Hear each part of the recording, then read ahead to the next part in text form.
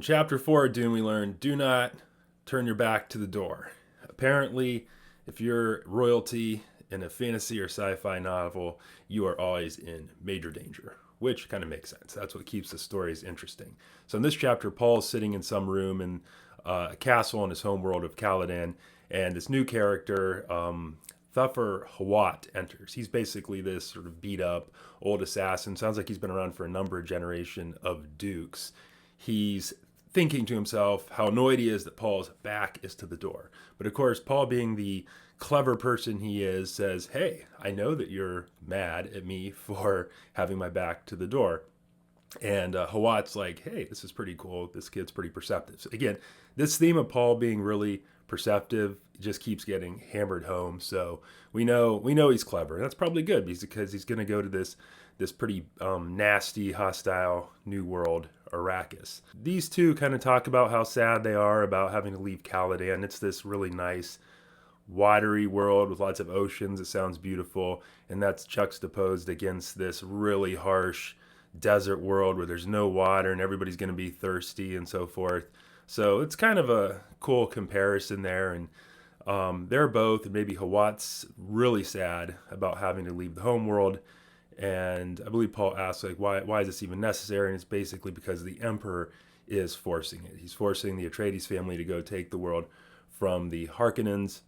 And again, we know from a couple chapters back that this is all part of sort of a conspiracy to knock out Duke Leto and just cause some chaos in the Imperium or in this universe. They talk a little bit of philosophy for a bit, talk a little bit about leadership and what it means to be a good ruler, basically to inspire versus just sort of, control or be more of a dictator. So that's clearly a pretty heavy theme that we're moving deeper into the story with.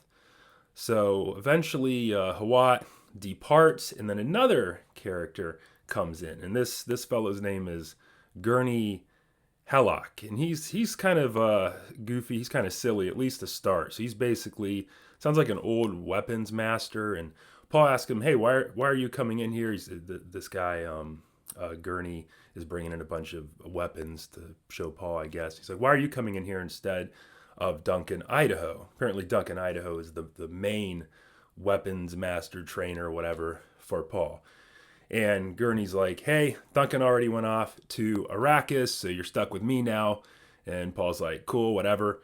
And then Gurney, he starts setting out some weapons, and he even sings a song to Paul. It feels very, very Lord of the Ring-ish here, which was interesting to see. So this guy's seeming pretty chill when all of a sudden he decides he needs to train Paul pretty hardcore.